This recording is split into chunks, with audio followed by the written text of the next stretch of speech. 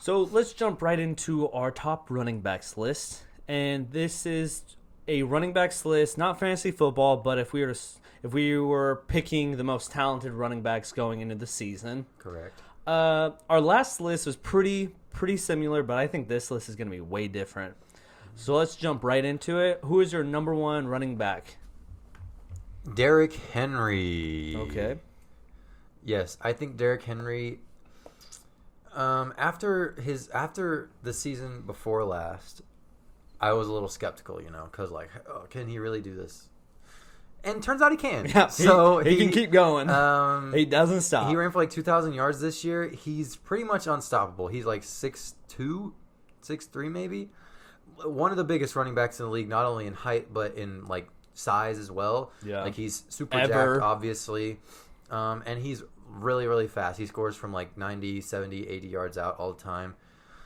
I just don't think there's any holes to his game. He's actually pretty underrated as a pass catcher. He doesn't catch a lot of them, but he's good enough at it. It's not a liability to go along with him as a runner, which is obviously, in my opinion, the best in the league. So yeah.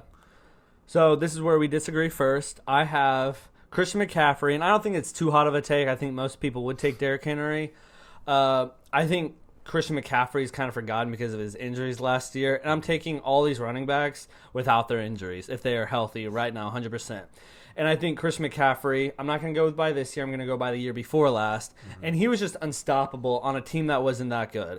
I think the Panthers, their O-line isn't the best. Their receivers, they're good. But their quarterback, they haven't had an elite quarterback in a while, right? So Christian McCaffrey was their offense in 2019. He ran for over 1,000 yards. He caught for over 1,000 yards, and he was just pretty much unstoppable. He's like a number 2 wide receiver on most teams and the number 1 running back on most teams. Yeah. Do you want to go to number 2? Yeah, sure. My number 2.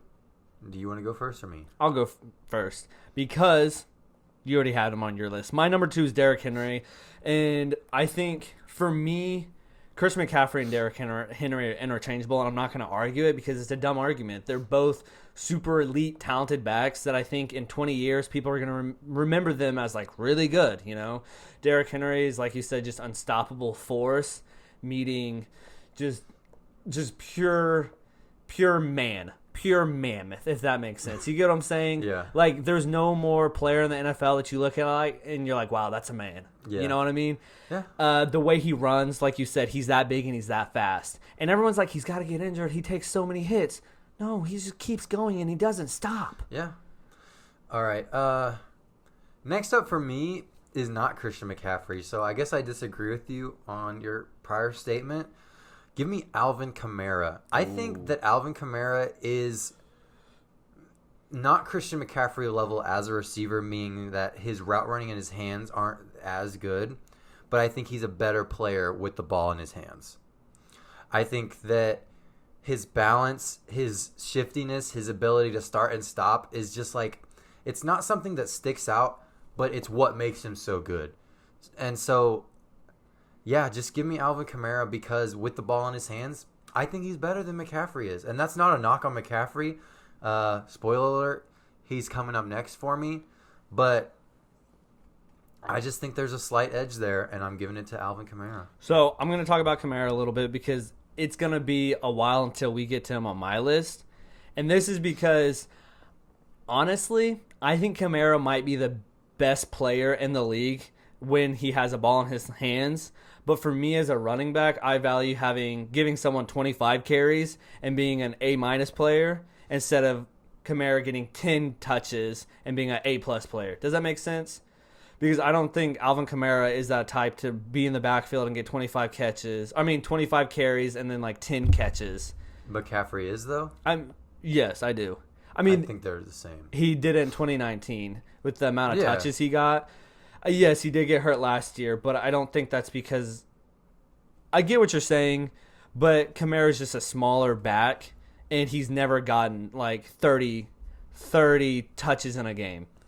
You know what I mean? So that's why I have him a little lower. I'll go to my number – you can go to your number 3. My number 3 is Christian McCaffrey. So I'm not digging on him at all. I think he's the best receiving running back that the league has ever seen. Yeah. His route running, like you said, he could legitimately play slot receiver. Yeah. Yeah, I just think that he's a bit, not saying that this, like, I'm just nitpicking here. He's a straight line runner, you know? Like, he's fast, obviously, but he's not like, he just doesn't have the same shiftiness that I think Alvin Kamara does, or the same power that Derrick Henry does. Now, he has very capable ability at both of those things, but just not on those guys' levels. So that's why, for me, he ends up at third. Yeah, and I want to go back to what you just said. With, like, the top 5-6 players, they're all so close that you're kind of just nitpicking, you know? And that we're not knocking any of these players. They're all really good. But I'm going to go to my number 3, and my number 3 is Saquon Barkley. And I'm going to look kind of like a fool because of my Christian McCaffrey argument, but I think both of these guys can be bell cows, and they're usually bell cows besides their freak injuries last year. And I think Saquon Barkley can be in the backfield, take 25 carries, and have like 5 catches, and he can do it all. Obviously, I think most people know that unless he gets injured again, but usually he stays pretty healthy. But Saquon Barkley as a player might be the second best player when he has the ball in his hands because of that shiftiness and that quickness and his speed and his jumping ability and pretty much everything. Plus, he can run between the tackles and catch the ball. Yeah, I agree. Yeah. Number 4 for me is the epitome of a bell cow, Nick Chubb. Yeah. He is maybe not necessarily the best runner, but with like as a runner, that's where he does everything, and he's so good at that it doesn't even matter that that's pretty much all he does. Yeah. Like he pretty much doesn't catch the ball. Like I mean, not saying that he couldn't, but he just doesn't do it. And he's not exactly like Mr. Jukes or whatever. Like he can do it a little bit, but he is speed and power to the max. And like he's one of those guys most people probably don't even know who he is, but he's Nick Chubb. He's a bell cow. He hasn't really been injured too much in his career, and he's been chugging pretty much since day one for Cleveland. So. Was that your number 3 or 4? 4. 4. Okay. Yeah. My number 4 is Ezekiel Elliott. And I know there's going to be a hot take because of the season he had last year, but his team was just torn apart. And I think the Cowboys, week 13, they're like, okay, let's give Tony Pollard most of the carries because Zeke, he doesn't need to take these unnecessarily hits. I think he's probably behind Derrick Henry as the best in between the tackle runners. And he's not as fast as he was his rookie year, but that's still not saying he's not fast. He's still a fast runner. And throughout the years, I think he's in his 6th year, he has he's becoming a really good pass catcher. And he's leaning on that more than he was in the beginning. But as a runner, he's a great runner. He's powerful. Probably the 3rd most powerful back behind Nick Chubb and Derrick Henry. Mm-hmm. But he's like a train that doesn't stop. And he takes people with him while also juking people out. Okay. Who's your number 5? My number 5 is Alvin Kamara. Kind of everything you said. I just don't think he's that bell cow. Like I said, he's probably the best player when he has a ball in his hands, but I don't see him getting 25 catches. And if I'm having a player on a team, I'd rather have someone who can use the ball every single time instead of, And like I said, only thing I would say is I think he could do it even though he doesn't. Like I think the Saints are just trying to maximize him as much as possible. Yeah. So I wouldn't say that's a knock on him, but to each their own. Yeah. Number 5 for me is Dalvin Cook. Again, one of those guys, a bell cow running back who you're going to try to give the ball to probably 25 or 30 times in a game. And most of the time, you're going to be happy with that. He's really fast. He's got underrated, ability to make people miss. And he's a perfect match for that outside zone scheme that's really popular right now. Yeah. So I would just say Dalvin Cook, even though he's not an overly talented running back and he has had injury problems in the past, I still think he's good enough when he's on the field to be number 5. Okay. Who's your number 6? Number 6, I have Saquon. Now, full disclosure, Saquon would be number 4 if it wasn't for his durability concerns, I just think it's starting to become a little bit of a thing. You know, if you give him the ball this much, obviously sometimes it looks great, but then he's been getting injured. So you just have to maybe look at reducing his role just a little bit. That way he can be super efficient. But when he's on the field, I mean, it's Saquon Barkley. Outside of Derrick Henry, probably the most impressive running back in the league. Mm-hmm. So, yeah. So my number 6, we're on 6, right? Yes. I have Nick Chubb. He probably, like you said, is probably the second best bell cow in the league. And when you think of bell cow, you think of Nick Chubb. Like you said, he doesn't really catch the ball, but running the ball, he's one of the best in the league. Yeah. All right. Number 7. Number 7, I have Dalvin Cook. Okay. Kind of like you said, his durability it's an issue because he gets hurt most years. Even though, I mean, the first few years were like major injuries, and lately it's been like less of a problem. Injuries. Yeah, but I think he's really good, and I think people thought he was going to become like the number 1 back, and I don't think he's taken that step and that level as like a top 5 back yet, and I don't think he will. I think he's going to stay at like the 5 to 8 range, but I mean, I'm not gonna dog him for him. If he was on my team, I wouldn't complain. Yeah. All right. Well, number 7 for me is Zeke. Now, I think that Zeke, like, he might have regressed a tiny bit from where he started, but where he started was like insanely good. So I think that's a little bit unfair. And I think, like you said, last year the Cowboys' entire O-line was on IR, and he still almost had 1,000 yards. Now, I know he wasn't very efficient or whatever, but I think that Zeke is trying to he's kind of continuing to modify his game. He is a good pass catcher, even if the Cowboys don't always let him catch passes. He can do pretty much everything. He's got power, he's got speed, he's got agility. And so I think that he might not be the number 1 back in the league, but he's surely a 4 to 7 best running back in the league almost every year. So, yeah. Was that your number? A contender for the rushing title every season. Was that your number 8? 7. 7? Who's your number 8? Aaron Jones is my number 8. Okay. Now, I've kind of come around on Aaron Jones in the past. I still don't think he's like overly talented. To me, the top 7 is kind of in a league of their own, and then you have another tier behind them. Aaron Jones is just good enough to get an extension, you know? Yeah. So, like, the Packers, they extended him so they wouldn't have to start over because he's been so productive. But I think that Aaron Jones is a little bit of a product of their system. Now, he's really good at pretty much everything. He's got speed. He's got power. He can catch passes. His durability has been a little bit of an issue, but not a crazy issue. So, all in all, throw all that in the pot, mix it up. You get number 8 in the league at running back. I have him lower than you. I agree with everything you said. I was higher than him, and I've kind of regressed with him, like thinking my thoughts about him, just because I think he's kind of got the Camaro where I don't think anybody's going to give him 25 carries a game because he's like 5'8". He's a smaller guy. I don't know. I think he's like 5'8". He's a small guy. But Aaron Jones, I like him a lot. The thing that kills me with him is that I think he has like 4 games where he has like 3 touchdowns, and then other than that, 5 touchdowns. Yeah, and then other than that, he just doesn't do much. He's a really good pass catcher when Aaron Rodgers throws him the ball, but some games he just has like 40 yards and 20 yards rushing and 20 yards receiving and no touchdowns. And I think the consistency isn't there for him as with these other guys. Yeah. Okay. My number 8. You mean number 9? No, my number 8. Okay. Yeah, I haven't done number 8. My number 8 is Joe Mixon. And I think this is going to be like, people are going to be like, what the heck? But Joe Mixon has been on a team that's been awful, and he's still been good. The Bengals probably have been one of the worst teams in the league for the last 5 years. And I think he's been in the league for the last 4 years. But over his career, he's never had a good O-line. Yeah. But he is one of those players that can catch the ball, run the ball, and he can take carries. He has had some little injuries, but nothing big.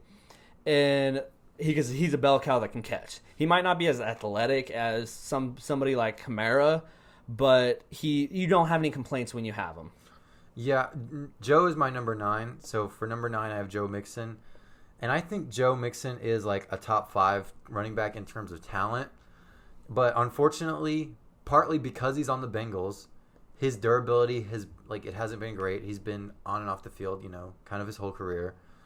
And yeah, we just haven't seen him maximize his potential. But like I said, mostly because the Bengals suck. Yeah. So as somebody who's had Joe Mixon in fantasy for every year for the last couple years, it really sucks to watch because it's just it's like watching. It's like you walk into a party with an all white suit on. You're looking great. Yeah. You're like, man, nothing could stop you now. Yeah. And then you come out and you're just bloodied and dirt, and it's just I was gonna say somebody spilled wine on you. No, what happened at that party? Exactly. That's how bad the Bengals. Oh, you don't know what happened at is. the party? It just went downhill real fast. That's how bad their O-line is. Gotcha. It's so bad. Yeah. So, yeah, free Joe Mixon. Get him a real O-line, please, Cincinnati. They haven't invested in O-line at all since he got there. But I still believe in Joe Mixon.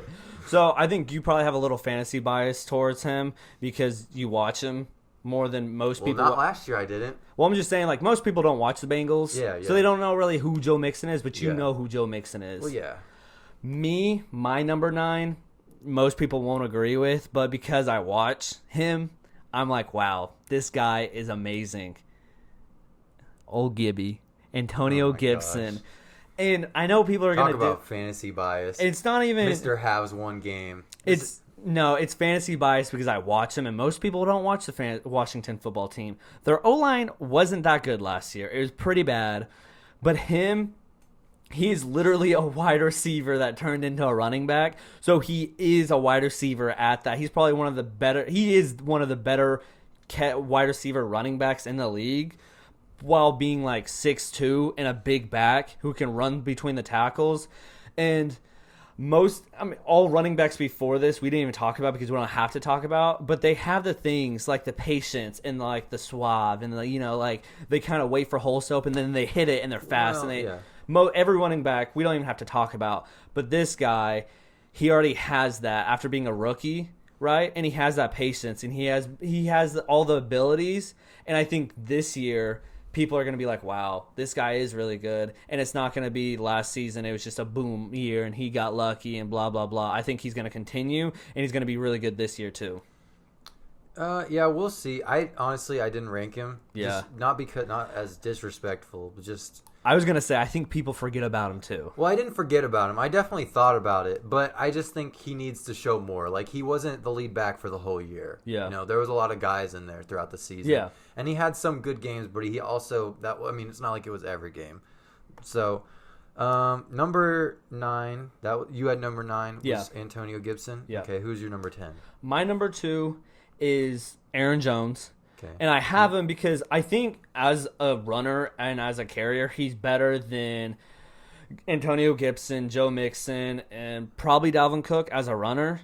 Disagree. Not Dalvin Cook, but the other two. Mixon. Or Joe Mixon. Nah. I think Joe Mixon, he's a better runner because sometimes with his size, people where'd the ball go? And he's in the end zone, and he can catch amazing.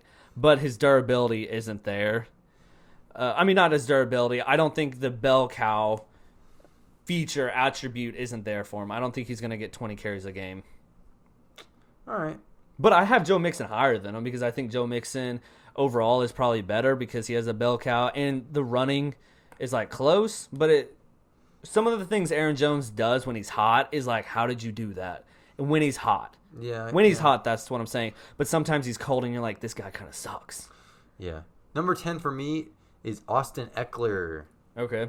Probably the second best, I'll say it. Second best receiving running back in the league behind Christian McCaffrey. Mm-hmm. Legit also could probably play wide receiver. Very good route runner, very good hands. The Chargers don't seem to believe in him as a running back at all. They don't like to hand the ball off to him very much at all. But when he does get it, he's actually pretty efficient. Last year he was plagued by injuries, but I still believe in Austin Eckler, even as an undrafted free agent, high enough at number 10. Mm-hmm. So, there you have it. Who's your number 11? Josh Jacobs. I have the same guy at number 11, and I think we're going to agree with everything. I think I'm going to agree with everything you say. Josh Jacobs is kind of he's like 85% of Ezekiel Elliott. So basically, take everything I said from him and tone it down a little bit.